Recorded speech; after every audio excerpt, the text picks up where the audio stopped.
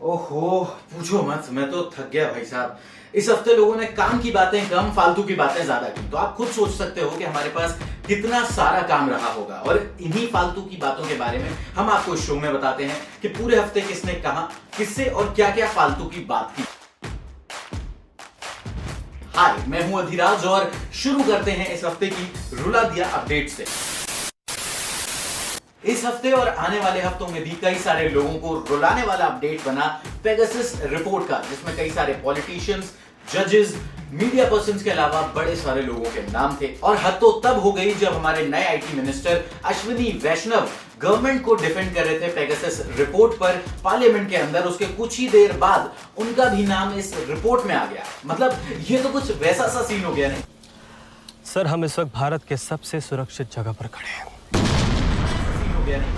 Parliament का monsoon session चल रहा है, जिसमें सेंट्रल गवर्नमेंट की तरफ से कहा गया कि स्टेट की रिपोर्ट्स के अकॉर्डिंग कोविड की सेकेंड वेव में एक भी डेथ ऑक्सीजन की कमी की वजह से नहीं हुई। अब आप इस पे किसी को भी डिफेंड करो, किसी का भी स्टैंड लो, लेकिन ये अपने आप में इतनी बड़ी फालतू की बात है कि इसमें कुछ बोलने के लिए हमारे पास गवर्नमेंट ने कोई स्कोप ही नहीं छोड़ा है, फिर चाहे वो सेंट्रल गवर्नमेंट हो या स्टेट गवर्नमेंट। इस हफ्ते की अगली रुला दिया अपडेट आई कड़कड़डूमा कोर्ट से, जहां पर एक आदमी 2016 से अपने केस की सुनवाई के लिए जा रहा था। 5 सालों में इतना फ्रस्ट्रेट हो गया कि इस हफ्ते उसने जज साहब को ही सनी देओल का डायलॉग सुना दिया, तारीख पे तारीख, तारीख पे तारीख, तारीख पे तारीख। और उसके बाद वहां का फर्नीचर, कंप्यूटर, ये सब भी तोड़ दिया। जिसके बाद दिल्ली पुलिस ने उस पर सेक्शन 186, 353, 427 और 506 के अंडर केस बुक कर लिया।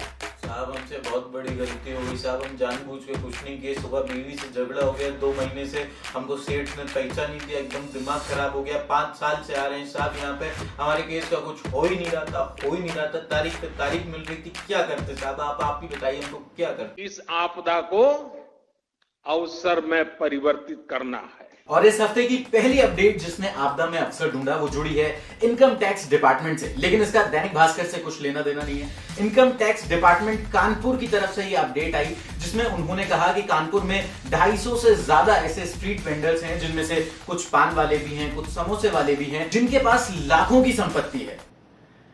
मुझे कॉल करना है, 1 मिनट में आया। हेलो पापा, वो 12th के टाइम आपने कहा था फेल हो जाऊंगा तो चाय समोसे का ठेला लगवा दोगे, वो ऑप्शन अभी भी अवेलेबल है क्या? इस हफ्ते एक आईपीएस ऑफिसर का ये ट्वीट सोशल मीडिया पर काफी वायरल रहा, जिसमें उन्होंने अपने जलेबी के बचपन के प्यार को शब्दों में लिख दिया और भावनाओं में इतना बह गए कि बीवी उन्हें जलेबी नहीं खाने देती, ये बात भी उन्होंने ट्वीट पे लिख दी। और ऐसी सभी सिचुएशन के लिए certified crime investigator Anoop Soni कहते हैं, ऐसे हालात में बेहतर यही है कि वक्त रहते इंसान सतर्क होकर अपने जज्बात को काबू में रखकर अपने कदम पीछे हटा ले।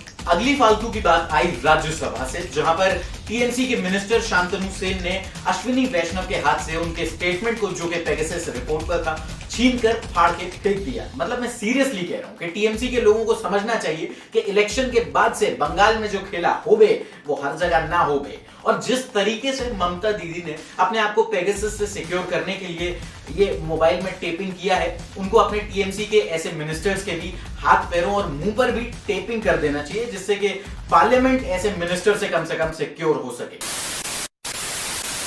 और अब बात करते हैं कि कौन सी फालतू की बात पूरे हफ्ते सोशल मीडिया पर वायरल रही। सबसे पहले मॉनसून देर से ही सही, लेकिन इस हफ्ते फाइनली दिल्ली में आ गया, जिसके बाद ये फोटो सोशल मीडिया पर बड़ी वायरल रही, जिसमें एक गाड़ी सड़क में धंस गई। जिसके बाद से कई दिल्ली वाले कह रहे हैं कि हम क्या मुंबई वालों से कम हैं क्या? मतलब अब तक दिल्ली और मुंबई वालों के बीच कौन किससे बेटर है, इस चीज का कंपटीशन होता था।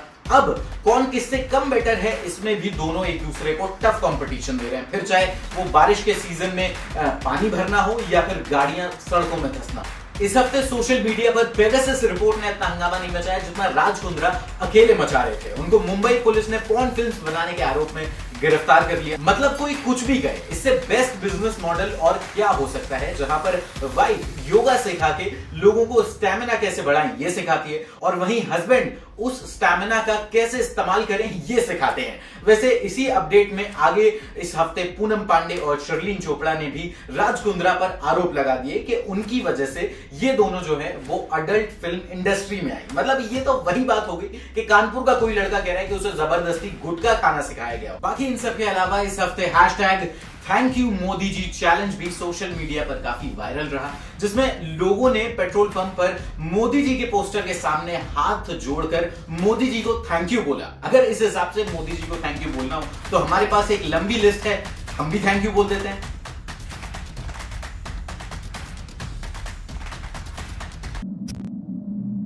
अगर इन चीजों के अलावा मोदी जी को किसी चीज पर हम थैंक यू बोलना मिस कर गए हैं तो आप हमें कमेंट करके बता सकते हैं। वीडियो आपको कैसा लगा ये भी आप हमें कमेंट करके बता सकते हैं। अच्छा लगा तो लाइक जरूर करिएगा, अपने दोस्तों के साथ शेयर जरूर करिएगा और हमें सपोर्ट करने के लिए हमारे चैनल पंचायत को सब्सक्राइब करिएगा। Thank you.